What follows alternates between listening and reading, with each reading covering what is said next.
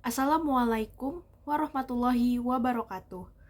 Perkenalkan, nama saya Siti Aisyah dengan NIM 2319111220017 dari Program Studi Kedokteran Program Sarjana Angkatan 2023 Universitas Lambung Mangkurat.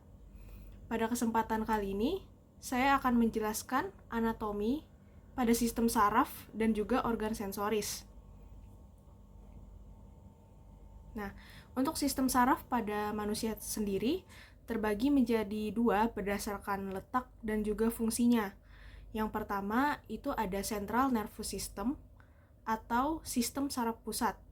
Nah, untuk sistem saraf pusat sendiri itu terdiri atas otak atau encephalon dan juga spinal cord atau medula spinalis. Nah, untuk sistem saraf pusat ini fungsinya adalah untuk memproses impuls yang datang dari organ-organ. Lalu yang selanjutnya adalah sistem saraf tepi atau peripheral nervous system. Nah, untuk sistem saraf tepi ini dia letaknya di luar dari otak dan medula spinalis dan terdiri atas nervus cranialis atau saraf-saraf yang keluar dari otak atau kranium dan juga nervus spinalis, yang mana nervus spinalis ini keluar dari medula spinalis. Untuk fungsinya sendiri, sistem saraf tepi ini berfungsi dalam menyalurkan dan meneruskan impuls dari organ ke otak maupun dari otak ke organ efektornya. Bisa berupa impuls sensorik maupun impuls motorik. Dan sistem saraf tepi ini terbagi lagi menjadi sistem saraf somatis dan juga otonom. Nah, untuk sistem saraf otonom itu juga terdapat pembagian, yaitu sistem saraf simpatis, lalu sistem saraf parasimpatis, dan juga sistem saraf enterik. Di sini pada gambar terlihat bahwa sistem saraf pusat ini terdiri atas otak atau encephalon dan juga medula spinalis. Sedangkan peripheral nervous system atau sistem saraf tepi dia terdiri atas saraf-saraf tepi, yaitu nervus cranialis dan juga nervus spinalis yang keluar dari medula spinalis. Lalu kita masuk ke bagian sistem saraf pusat, yaitu encephalon. Nah, untuk encephalon sendiri dia terbagi menjadi 3 struktur. Yang pertama yaitu cortex cerebri di bagian luar, atau yang sering disebut sebagai substantia grisea karena warnanya itu abu-abu gelap. Lalu selanjutnya ada centrum semi-ovale, yang mana centrum semi-ovale ini sering juga disebut sebagai substantia alba, yang mana warnanya ini terlihat lebih terang. Selanjutnya terdapat ganglia basalis.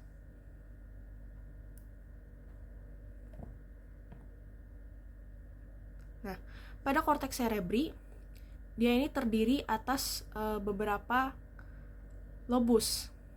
Yang pertama pada bagian depan di dekat dengan os frontal, dia ada sebuah lobus yang disebut sebagai lobus frontalis.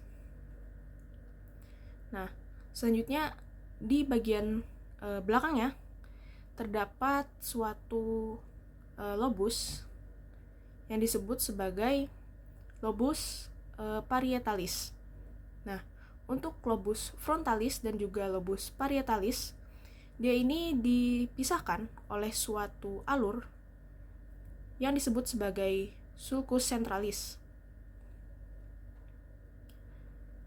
Lalu selanjutnya pada bagian lateral atau samping terdapat suatu lobus yang disebut sebagai lobus temporalis,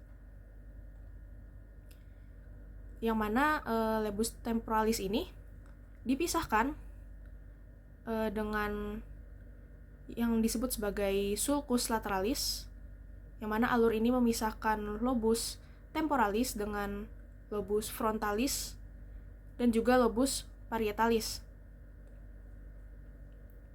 Nah, selanjutnya di bagian belakang terdapat suatu lobus yang disebut sebagai lobus occipitalis.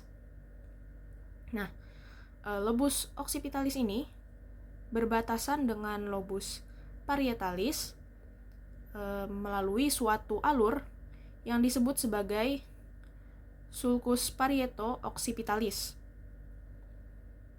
Nah, selanjutnya untuk lobus frontalis ini utamanya itu berfungsi dalam proses motorik, tepatnya pada bagian gyrus presentralis yang merupakan korteks somatomotorik.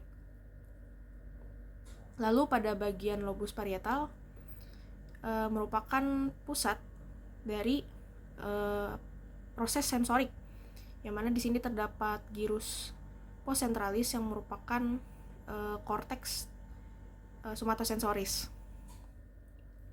Lalu pada bagian lobus temporalis ini merupakan tempat dari proses pendengaran, dan untuk lobus occipitalis dia lebih ke untuk fungsi penglihatan atau visual.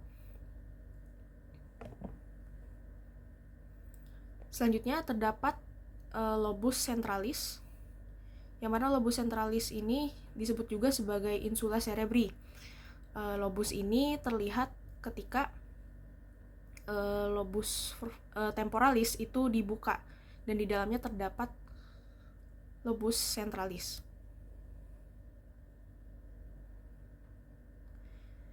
Selanjutnya terdapat pula suatu lobus yang disebut sebagai lobus limbicus,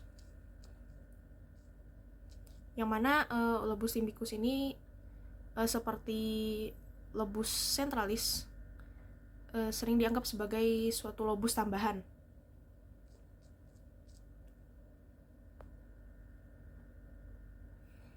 Nah, selanjutnya terdapat suatu struktur yang disebut sebagai ganglia basalis. Nah, ganglia basalis sendiri terdiri oleh beberapa struktur. Yang pertama itu ada nucleus caudatus, lalu ada claustrum. Di bagian medialnya terdapat putamen.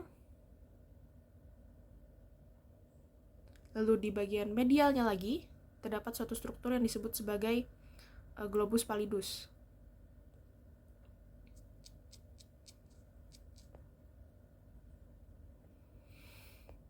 Selanjutnya terdapat suatu struktur yang disebut sebagai diencephalon. Nah, diencephalon ini terdiri atas beberapa struktur. Yang pertama adalah talamus. Lalu terdapat hipotalamus.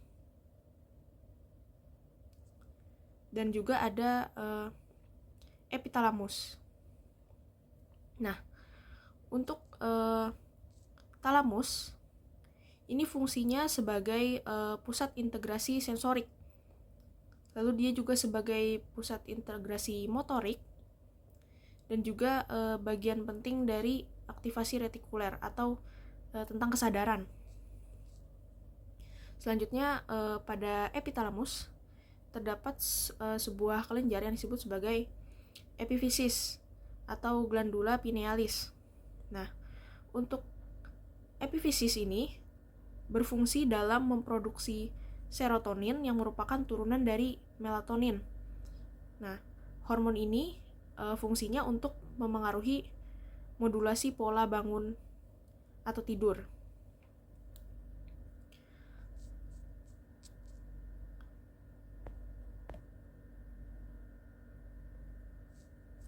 Lalu untuk hipotalamus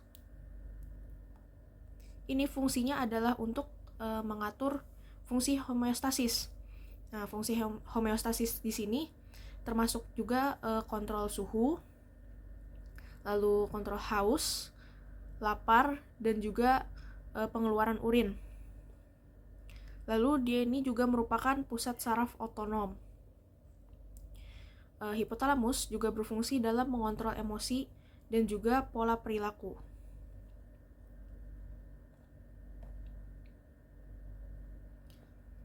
Selanjutnya, terdapat suatu struktur yang disebut sebagai batang otak atau truncus cerebri. Nah, untuk truncus cerebri ini terdiri atas 3 struktur utama, yaitu mesencephalon, lalu pons, dan juga medula oblongata. Pertama, pada mesencephalon, di bagian sini terdapat sebuah struktur yang disebut sebagai colliculus superior. Nah, untuk colliculus superior sendiri berfungsi dalam station relay penglihatan. Sedangkan di bagian bawahnya, yaitu colliculus inferior, ini berfungsi dalam station relay pendengaran. Selanjutnya, pada pons terdapat suatu struktur yang disebut sebagai fossa rhomboidea. Nah, untuk fossa rhomboidea sendiri, dia terdapat suatu struktur yang berbentuk segitiga. Terdapat 2, yaitu di bagian atas dan juga di bagian bawahnya. Untuk di bagian atas disebut sebagai trigonum nervi hipoglossi, sedangkan di bawahnya disebut sebagai trigonum nervi vagi. Nah, untuk fossa rhomboidea ini berbatasan dengan cerebellum di bagian atap atau atasnya.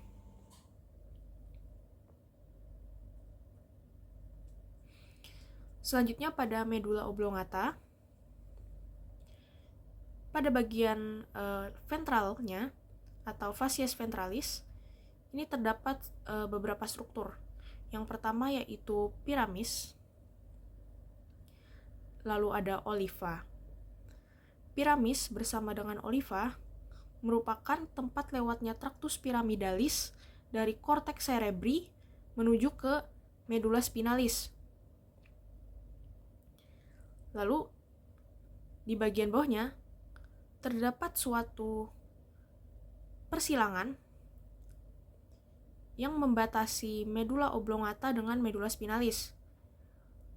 Persilangan ini disebut sebagai decussatio pyramidum.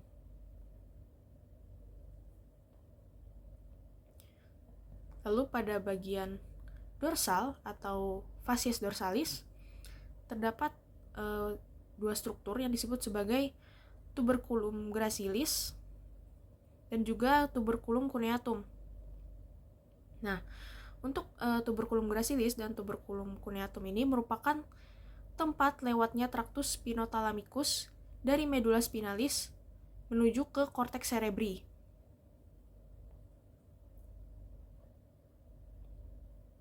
Nah, pada bagian otak ini terdapat suatu lapisan pembungkus yang fungsinya itu untuk melindungi dari otak itu sendiri. Nah, terdapat 3 lapisan utama. Yang pertama yaitu dura mater cranialis yang berwarna hijau. Dura mater cranialis ini merupakan lapisan meninges yang menempel langsung dengan bagian tulang kranium. Nah, di bawahnya terdapat suatu lapisan yang disebut sebagai arachnoid.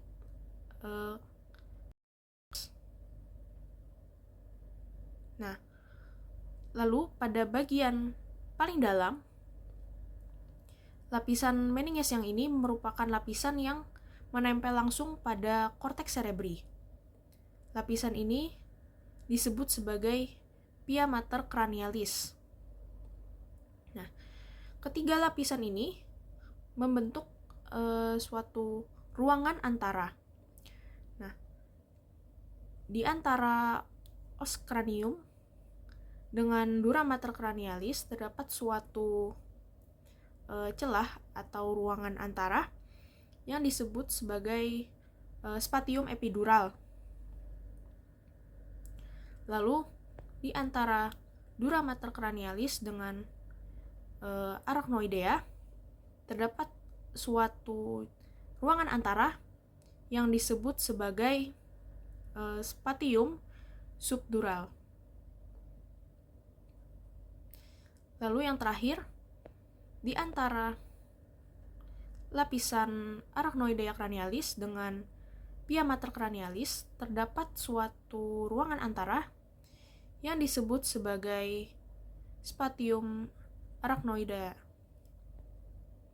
Nah, untuk spatium subarachnoidea ini merupakan ruangan antara yang berisi pembuluh darah atau vasa.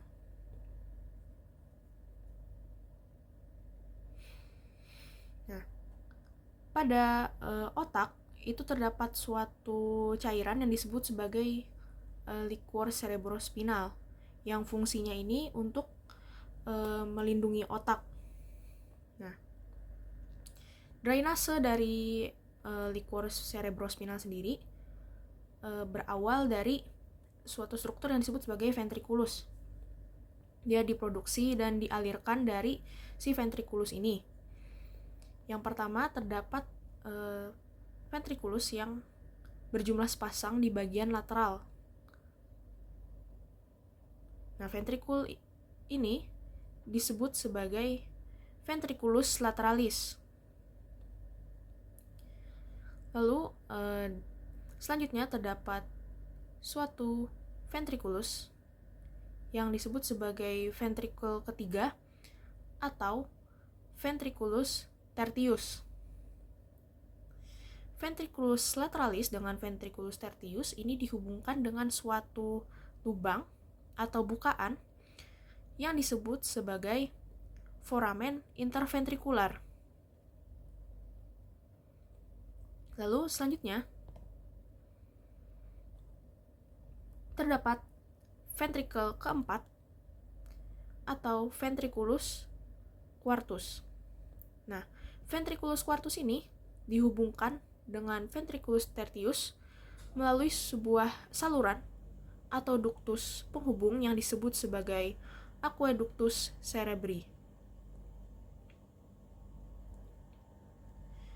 Untuk alirannya sendiri berawal dari ventriculus lateralis melewati foramen interventrikular menuju ke ventriculus tertius, lalu melewati aqueductus cerebri menuju ke ventriculus quartus, lalu keluar menuju ke medula spinalis, lalu naik kembali, dan pada suatu struktur yang disebut sebagai villi arachnoidea atau granulationes arachnoideae, si LCS ini akan masuk ke sinus sagittalis superior.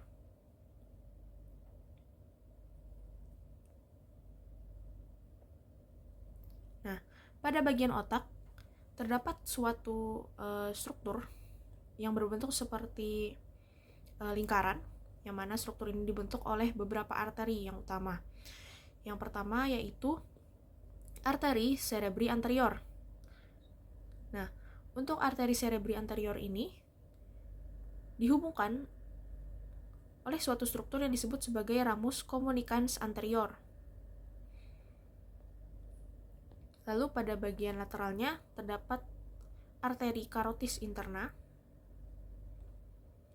dan di bagian belakangnya terdapat suatu struktur yang disebut sebagai arteri cerebri posterior,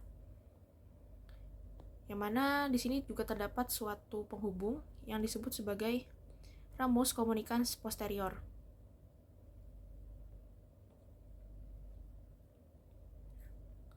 Selain arteri, terdapat juga kumpulan vena yang memperdarahi bagian otak. Namun karena vena ini bentuknya cukup besar, maka disebut sebagai sinus, yang mana kumpulan sinus ini disebut sebagai sinus duralis. Nah, pada bagian superior atau bagian atas terdapat suatu sinus yang bentuknya seperti melengkung. Nah, untuk sinus ini disebut sebagai sinus sagittalis superior. Nah, sinus sagittalis superior ini dia berjalan dari depan ke belakang atau berjalan secara sagittalis. Lalu di bagian bawahnya juga terdapat suatu vena yang berjalan secara sagittalis yang disebut sebagai sinus sagittalis inferior. Nah, terusan dari sinus sagittalis inferior ke belakang membentuk suatu sinus yang berjalan lurus. Maka dari itu disebut sebagai sinus rectus. Lalu setelah berkumpul di bagian konvensinuum, dia juga ada sinus yang berjalan secara transversal atau berjalan ke samping, yang disebut sebagai sinus transversus, yang mana sinus transversus ini nanti akan bercabang menjadi sinus sigmoideum. Lalu sinus sigmoideum akan keluar melalui suatu lubang yang disebut sebagai foramen jugular, membentuk vena jugularis interna, yang mana vena jugularis interna ini nanti akan bergabung menjadi vena cava inferior dan masuk ke jantung, lalu beredar ke seluruh tubuh. Selain itu juga terdapat jaras atau pathway. Yang pertama yaitu sensoric pathway. Salah satunya adalah tractus spinothalamicus.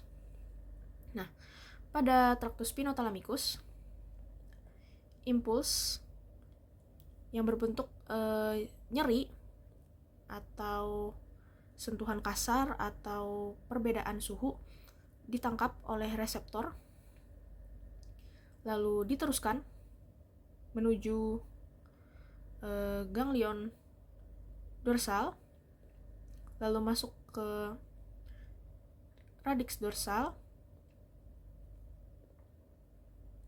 dan lalu naik ke neuron sensorik yang kedua, hingga ke bagian talamus, yaitu tepatnya pada nukleus ventral posterior lateral, yang lalu akan diteruskan ke korteks primer dari somatosensoris, yang letaknya ada di lobus parietalis. Ini merupakan jaras yang fungsinya untuk menerima dan memproses impuls-impuls sensorik. Lalu selanjutnya terdapat motoric pathway atau jaras motorik, yang mana jaras ini berawal dari korteks motorik primer yang terdapat pada lobus frontalis, berjalan menuju ke tractus corticobulbar, menuju ke pedunculus cerebri pada mesencephalon, lalu menuju ke medula oblongata, dan ketika melalui piramid, dia akan membentuk persilangan yang disebut sebagai decussatio pyramids. Namun ada juga yang berjalan lurus. Nah, untuk yang bersilangan disebut sebagai tractus corticospinal lateralis, sedangkan yang berjalan lurus disebut sebagai tractus corticospinal anterior. Selanjutnya akan berjalan menuju ke medula spinalis dan akan dikeluarkan melalui radix ventral menuju ke otot skelet. Lalu pada sistem saraf pusat terdapat juga suatu struktur yang disebut sebagai medula spinalis. Nah, untuk medula spinalis ini tersusun dari batas di atas, yaitu berbatasan dengan medula oblongata, hingga ke sepanjang kolumna vertebralis. Yang mana di sini terdapat bagian servikal, lalu torakal, lumbar, dan sakral.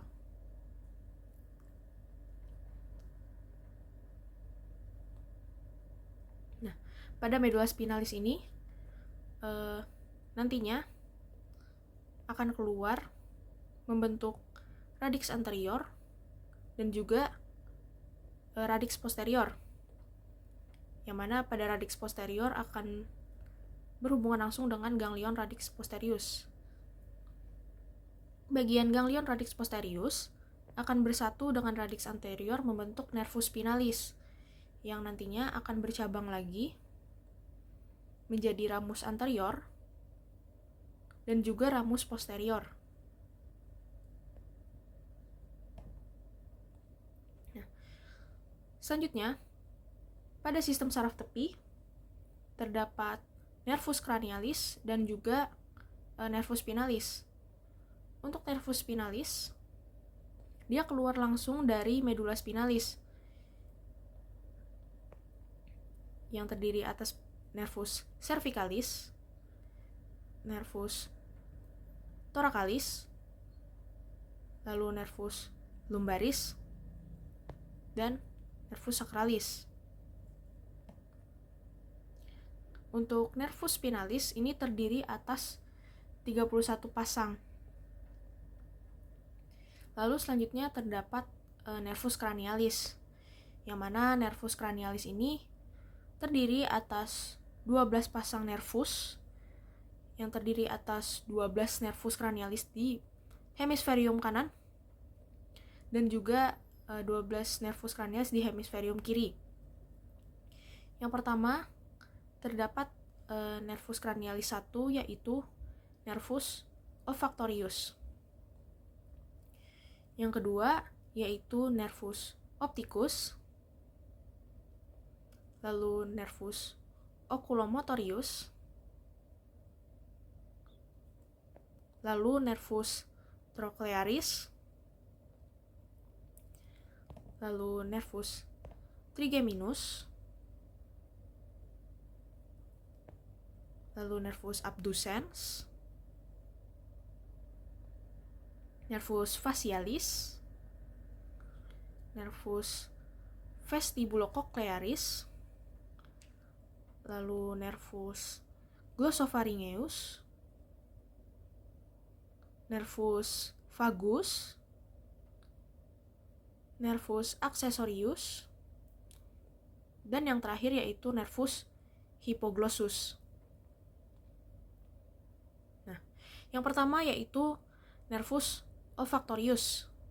Nah, untuk nervus olfactorius ini asalnya dari atap dari kavitas nasi sekitar bagian sini, lalu akan masuk ke dalam kranium atau menuju otak melalui suatu struktur yang berbentuk seperti tapisan pada os ethmoidalis yang disebut sebagai lamina et foramina cribrosa ossis ethmoidalis. Nah, selanjutnya terdapat nervus opticus. Untuk nervus opticus berasal dari bagian retina pada mata, lalu akan masuk melalui suatu kanal yang disebut sebagai canalis opticus. Nah, untuk fungsinya sendiri nervus opticus ini adalah untuk sensor penglihatan. Selanjutnya terdapat nervus oculomotorius. Nervus oculomotorius ini berasal dari bagian mesencephalon atau salah satu struktur yang berasal dari brainstem atau truncus cerebri. Nah, nervus oculomotorius ini dia akan masuk ke cavum orbita melalui suatu struktur yang disebut sebagai fissura orbitalis superior. Lalu nervus oculomotorius ini dia akan mempersarafi otot-otot eksternal dan juga internal dari bola mata yang terdiri atas musculus levator palpebrae superioris yang fungsinya untuk membuka palpebra atau kelopak mata. Lalu ada musculus rectus superior. Lalu ada musculus rectus medialis. Lalu musculus rectus inferior. Musculus obliquus inferior. Lalu saraf intraokular yang terdiri atas musculus sphincter pupillae dan juga musculus ciliaris. Fungsi dari nervus oculomotorius ini adalah untuk pergerakan mata, lalu pergerakan silia-silia pada bagian mata, dan juga sebagai akomodasi lensa.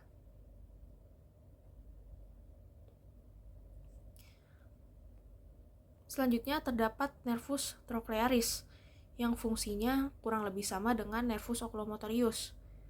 Nah, nervus trochlearis ini juga berasal dari bagian mesencephalon yang keluar melalui fissura orbitalis superior. Nah, untuk nervus trochlearis ini dia akan mempersarafi bagian dari musculus obliquus superior.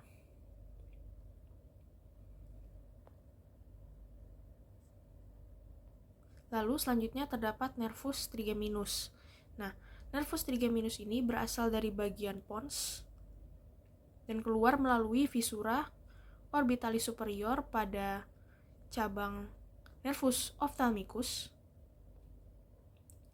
Lalu foramen rotundum pada cabang nervus maxillaris dan keluar melalui foramen ovale pada nervus mandibularis, yang mana nervus ophthalmicus, nervus maxillaris, dan juga nervus mandibularis ini merupakan ketiga cabang utama dari nervus trigeminus. Nah, fungsi dari nervus trigeminus sendiri merupakan bagian sensasi dari wajah dan juga untuk mastikasi atau pengunyahan. Selanjutnya terdapat nervus abducens, yang mana nervus abducens ini fungsinya juga sama dengan nervus oculomotorius dan nervus trochlearis. Bedanya adalah saraf yang diinervasinya. Untuk nervus abducens ini menginervasi saraf dari musculus rectus lateralis, yang mana fungsinya adalah untuk gerakan abduksi bola mata ke bagian lateral. Selanjutnya terdapat nervus facialis. Nah, untuk nervus facialis sendiri berasal dari pons, lalu keluar melalui foramen stylomastoideum dan juga meatus acousticus internus. Nah, untuk fungsinya sendiri, nervus facialis ini berfungsi dalam otot mimik wajah. Contohnya pada musculus orbicularis oculi yang fungsinya untuk mengedipkan mata atau menutup mata.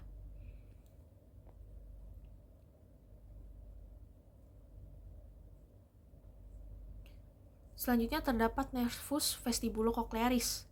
Nah, untuk nervus vestibulocochlearis ini terbagi menjadi dua sebenarnya, yaitu nervus vestibulo atau vestibulum yang fungsinya untuk bagian keseimbangan, dan juga nervus koklear yang mana fungsinya untuk pendengaran. Selanjutnya terdapat nervus glossopharyngeus. Nervus glossopharyngeus ini berasal dari medula oblongata dan keluar melalui foramen jugular. Nah, untuk fungsinya sendiri yaitu sebagai inervasi pada otot-otot faring dan juga glandula parotidea. Nah, untuk saraf atau nervus glossopharyngeus ini juga mempersarafi bagian lidah sepertiga bagian posteriornya. Sedangkan untuk bagian 2/3 anteriornya ini diinervasi oleh nervus facialis. Selanjutnya terdapat nervus vagus yang merupakan nervus cranialis terbesar dalam tubuh yang asalnya dari medula oblongata lalu keluar melalui foramen jugular dan fungsinya untuk saraf parasimpatetis, yaitu mempersarafi bagian otot-otot faring, lalu otot-otot laring, dan juga organ viscera. Selanjutnya terdapat nervus accessorius, yang mana nervus accessorius ini berperan dalam pergerakan leher dan juga bahu, karena nervus accessorius ini mempersarafi otot sternocleidomastoideus dan juga musculus trapezius.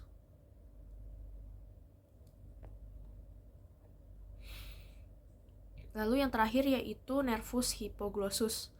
Nah, nervus hypoglossus ini keluar dari medula oblongata dan keluar melalui kanalis nervi hipoglossi. Nervus hypoglossal atau nervus hypoglossus ini mempersarafi otot-otot pada bagian lidah. Contohnya musculus geniohyoid, lalu musculus thyrohyoideus, dan otot-otot polos pada bagian lidah. Contohnya seperti musculus longitudinalis lingua dan yang lain-lain. Di sini dapat dilihat fungsi dari nervus cranialis. Yang pertama yaitu nervus olfactorius untuk penghidu. Lalu untuk nervus opticus adalah fungsi penglihatan. Lalu nervus trochlearis, nervus abdusen, dan juga nervus oculomotorius yang berfungsi dalam pergerakan bola mata. Selanjutnya terdapat nervus trigeminus yang fungsinya adalah untuk sensasi pada wajah, lalu juga untuk motorik, tepatnya untuk otot-otot mastikasi. Lalu terdapat nervus facialis yang fungsinya untuk otot mimik wajah. Lalu nervus vestibulocochlear yang terdiri atas vestibular dan cochlear yang fungsinya masing-masing adalah untuk keseimbangan dan juga pendengaran. Lalu untuk nervus glossopharyngeus yang fungsinya untuk otot-otot faring, lalu pengecapan pada lidah, dan nervus vagus untuk persarafan parasimpatis, organ-organ viscera, nervus accessorius untuk otot-otot leher dan bahu, dan nervus hypoglossus untuk otot pada lidah. Selanjutnya kita akan membahas organ sensoris yang dibahas dari bagian mata. Nah, untuk bagian mata eksterna ini terdapat suatu struktur yang seperti rambut yang disebut sebagai supersilia. Nah, supersilia ini fungsinya adalah untuk proteksi mata. Proteksinya bagaimana?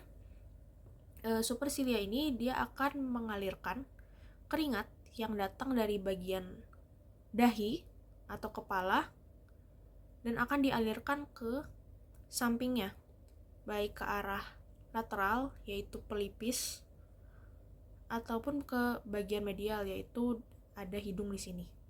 Sehingga keringat tersebut tidak akan masuk ke dalam mata.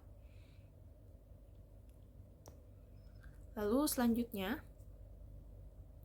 terdapat pula struktur rambut yang terletak di dekat kelopak mata, yang mana rambut ini disebut sebagai silia. Nah, silia ini terdapat pada bagian superior dan juga inferior.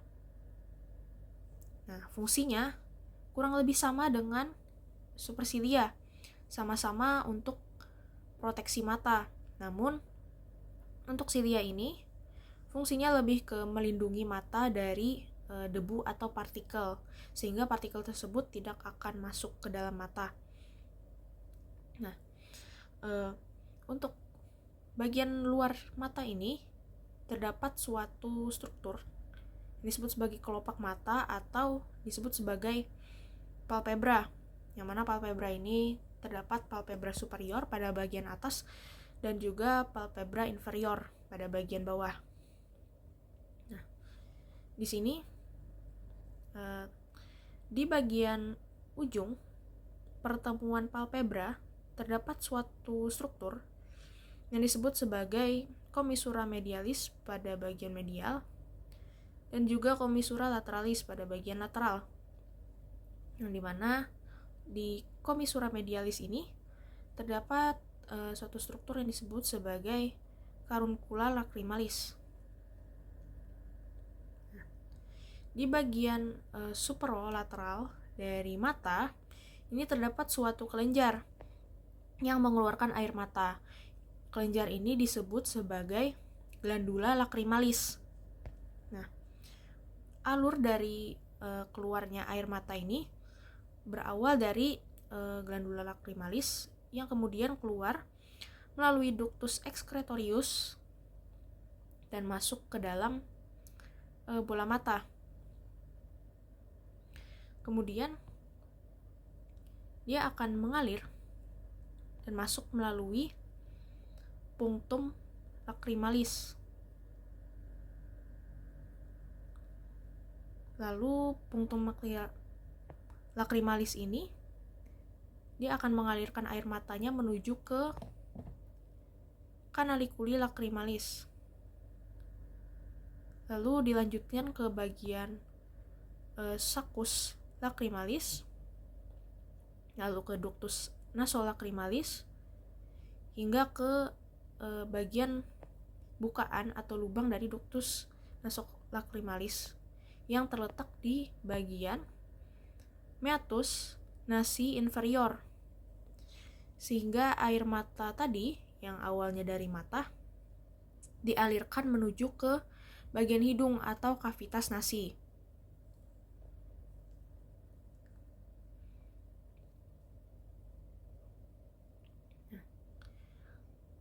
Selanjutnya, pada bagian mata ini terdapat suatu struktur yang disebut sebagai konjungtiva, yang mana konjungtiva ini ada pada bagian palpebra dan juga bagian sklera.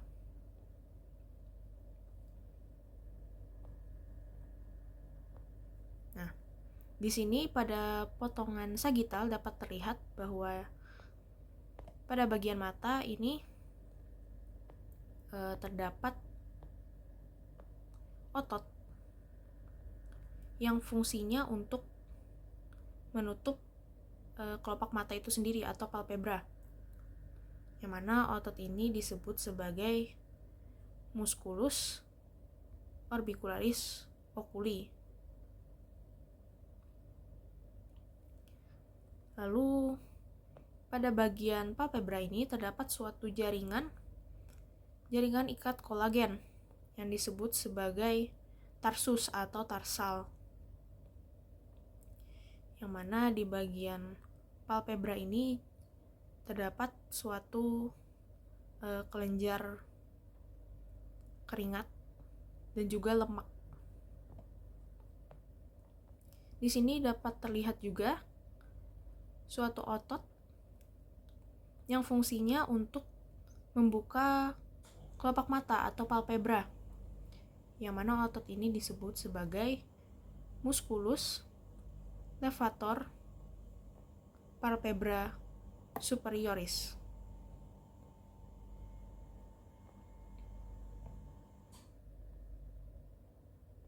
Nah, pada bagian bola mata terdapat beberapa otot yang terletak di bagian luar disebut sebagai otot ekstraokular.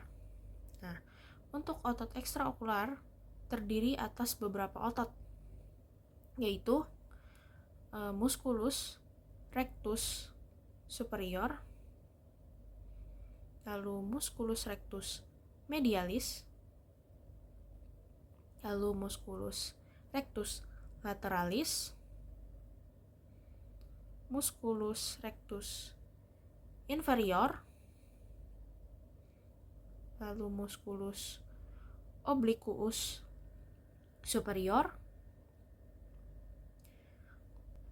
lalu terdapat musculus obliquus inferior, dan juga ada musculus levator palpebra superior. Nah, semua otot ini pada intinya berfungsi dalam pergerakan bola mata. Namun yang membedakan adalah arah dari pergerakan bola mata itu. Misalnya untuk musculus rectus lateralis, karena terletak pada bagian lateral, ketika dia berkontraksi maka akan menggerakkan bola mata ke bagian lateral, atau bisa juga disebut gerakan abduksi bola mata. Lalu untuk pergerakan bola mata ini sendiri sebenarnya merupakan resultan dari beberapa otot.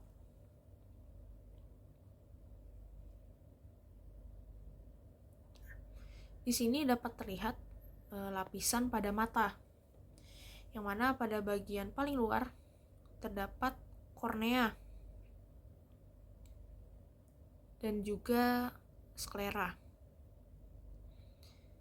Lalu terdapat suatu struktur yang berpigmen disebut sebagai iris, yang di bagian tengahnya terdapat suatu rongga yang disebut sebagai pupil.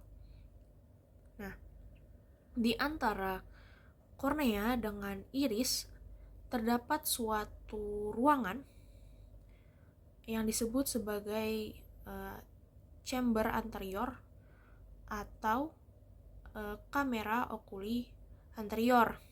Nah, pada bagian kamera oculi anterior ini terdapat suatu cairan yang disebut sebagai humor aquos. Lalu di bagian belakang dari iris terdapat juga suatu ruangan yang disebut sebagai chamber posterior atau yang disebut sebagai kamera oculi posterior. Selanjutnya di bagian bawah dari sklera, bagian dalam dari sklera ini terdapat suatu struktur yang disebut sebagai corpus ciliaris.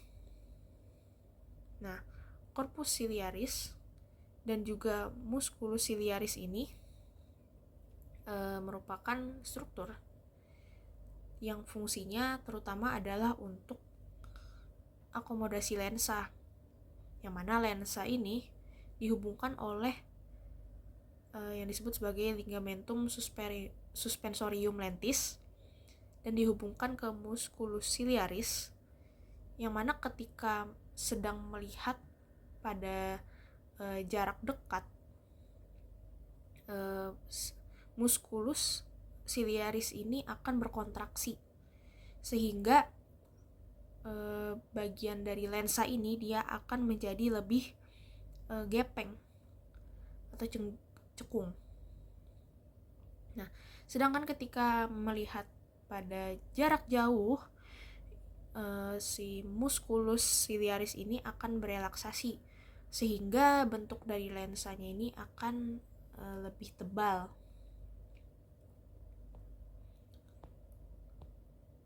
Lalu selanjutnya, di bagian belakang dari lensa terdapat suatu ruangan yang berisi cairan seperti jeli, yang mana ruangan ini disebut sebagai corpus jeli atau corpus vitreous, yang mana corpus vitreous ini berbatasan langsung dengan lapisan paling dalam dari bola mata, yaitu retina.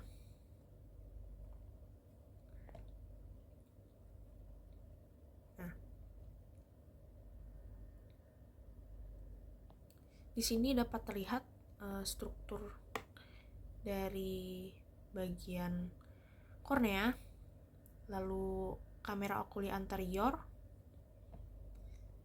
iris, lalu lensa yang dihubungkan oleh ligamentum suspensorium lentis menuju bagian otot yang disebut sebagai musculus ciliaris.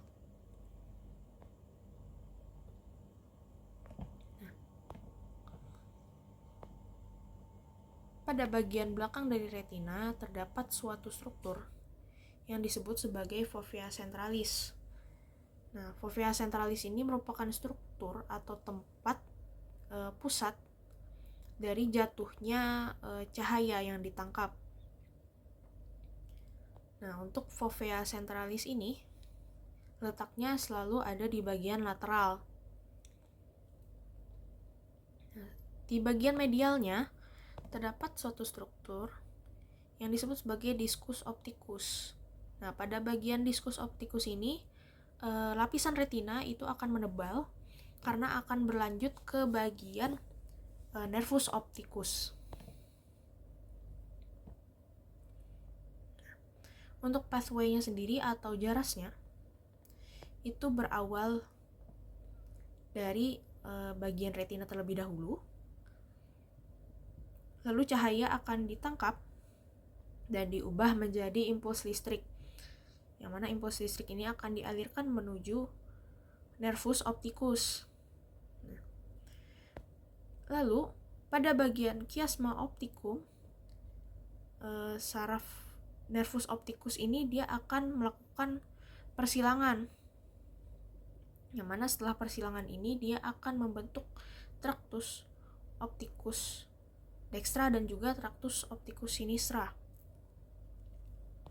yang akan berlanjut ke corpus geniculatum lateralis, lalu ke radiatio opticus, dan berjalan melalui sulcus calcarinus menuju ke lobus occipitalis yang merupakan lobus utama dalam proses penglihatan.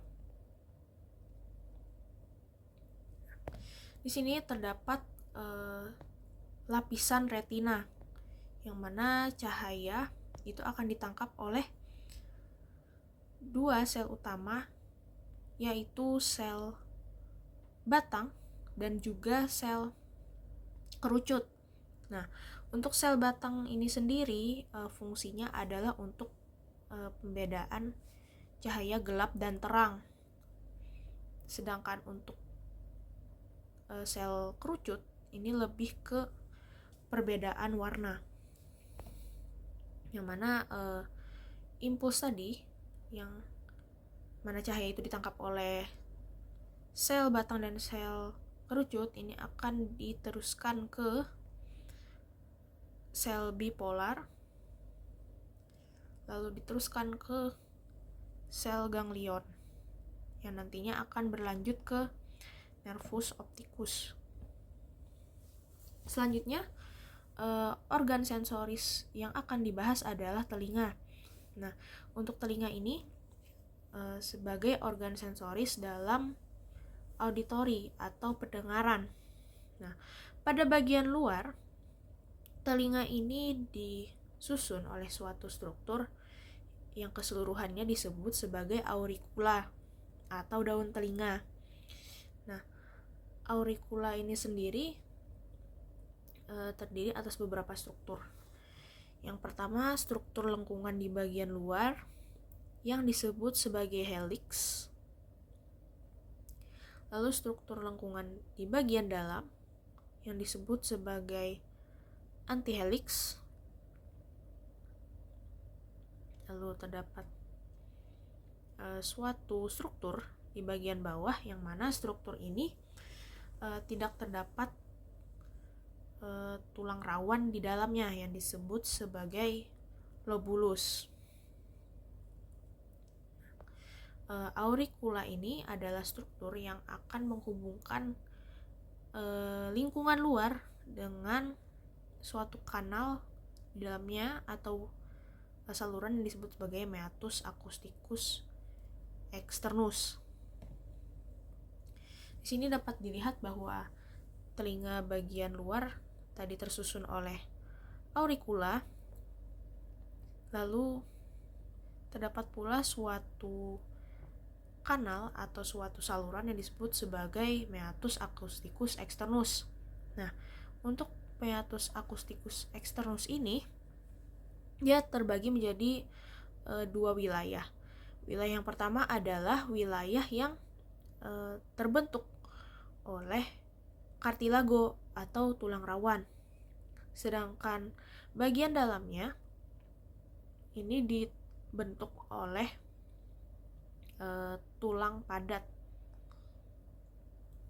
atau tulang keras. Lalu telinga bagian luar ini akan berbatasan dengan telinga bagian dalam oleh suatu struktur yang berbentuk membran yang disebut sebagai membran timpani. Nah, membran timpani ini dia akan menangkap gelombang suara yang mana nanti gelombang suara itu akan diubah menjadi getaran. Nah, getaran ini akan dilanjutkan ke telinga bagian tengah yang disusun oleh 3 tulang pendengaran. Yang pertama yaitu os malleus, lalu os incus, dan juga os stapes. Nah, getaran tadi akan dilanjutkan dari bagian membran timpani menuju ke os malleus, lalu ke os incus, dan juga menuju ke os stapes. Yang mana bagian os stapes ini menempel pada suatu lubang yang disebut sebagai oval window atau foramen ovale. Nah, foramen ovale ini merupakan tempat masuk dari telinga tengah menuju ke telinga bagian dalam. Yang mana telinga bagian dalam ini terdiri atas bagian koklea dan juga vestibulum yang fungsinya untuk bagian keseimbangan. Nah, di sini terlihat bahwa os stapes berhubungan langsung dengan suatu lubang yang disebut sebagai foramen ovale. Nah, getaran yang ada pada os stapes ini akan dilanjutkan ke bagian koklea, tepatnya di skala vestibuli. Nah, di skala vestibuli ini terdapat suatu cairan yang disebut sebagai cairan perilimfa. Nah, getaran tadi akan dirambat melalui cairan tersebut. Lalu dari skala vestibuli menuju ke skala timpani, lalu keluar melalui suatu lubang yang disebut sebagai round window atau foramen rotundum. Nah, di bagian tengahnya terdapat suatu struktur yang disebut sebagai skala media. Nah, skala media ini dibatasi oleh membran basilar dan juga membran vestibuli. Nah, pada skala media ini terdapat organ Corti, yang mana organ Corti ini merupakan struktur yang menangkap atau sebagai reseptor dari suara, yang terdiri atas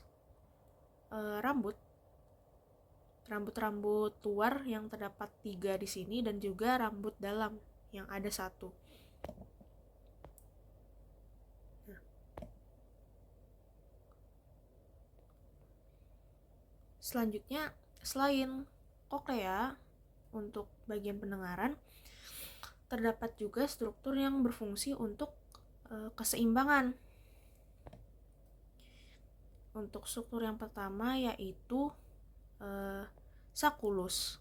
Nah, untuk sakulus ini bentuknya itu vertikal, sehingga fungsinya adalah untuk menjaga keseimbangan dalam pergerakan atau percepatan secara vertikal.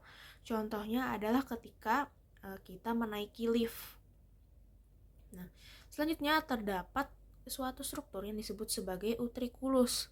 Nah, untuk utriculus ini dia berjalan atau bentuknya itu horizontal, sehingga fungsinya adalah untuk keseimbangan dalam percepatan horizontal. Contohnya ketika kita menyetir dengan kecepatan yang tinggi, lalu stop atau mengerem dengan mendadak, maka yang berfungsi atau berperan dalam menjaga keseimbangan adalah utriculus. Lalu terdapat struktur yang bentuknya seperti melingkar. Nah, struktur ini disebut sebagai ductus atau kanalis semicircularis, yang sesuai bentuknya yaitu melingkar. Maka fungsi dari struktur ini adalah menjaga keseimbangan saat seseorang melakukan gerakan memutar. Contohnya seperti gerakan penari balet. Nah, untuk organ sensori selanjutnya yaitu hidung. Nah, hidung sendiri itu berbatasan dengan bagian luar dengan suatu struktur yang disebut sebagai lubang hidung atau yang disebut sebagai nares.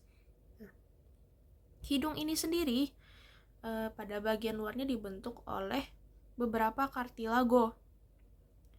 Yang pertama adalah kartilago septinasi yang membagi hidung menjadi 2 bagian, yaitu kanan dan kiri. Lalu ada kartilago alaris mayor yang berbentuk seperti sayap di sebelah kanan dan sebelah kiri, dan bentuknya lebih besar. Sedangkan yang lebih lateral ini terdapat suatu kartilago yang disebut sebagai kartilago alares minores.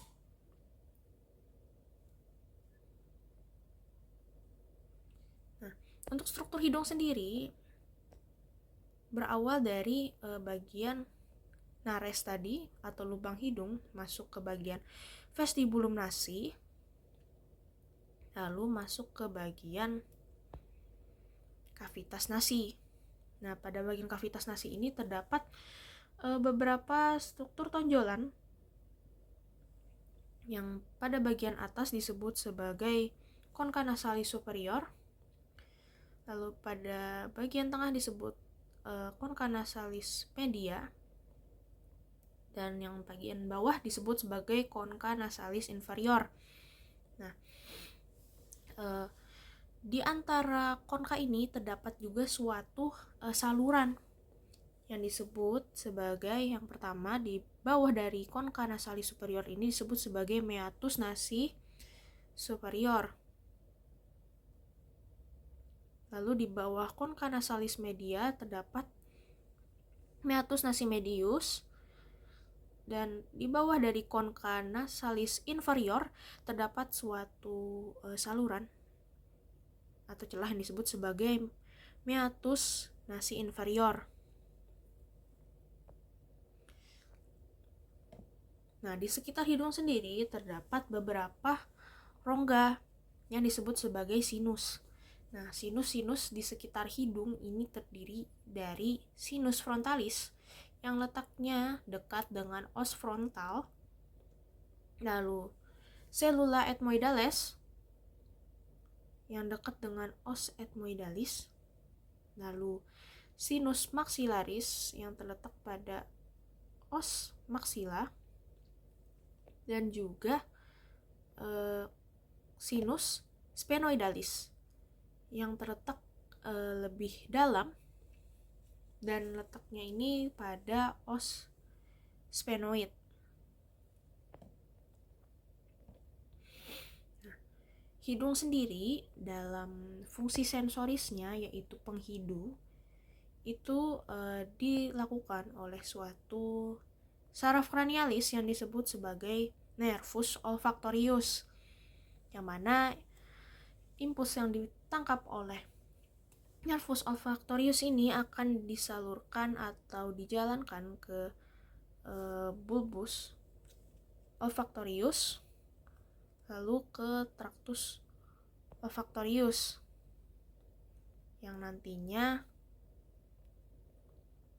akan membentuk dua cabang, yang mana cabang pertama akan menuju ke bagian unkus, lalu yang satunya lagi akan menuju ke bagian amigdala.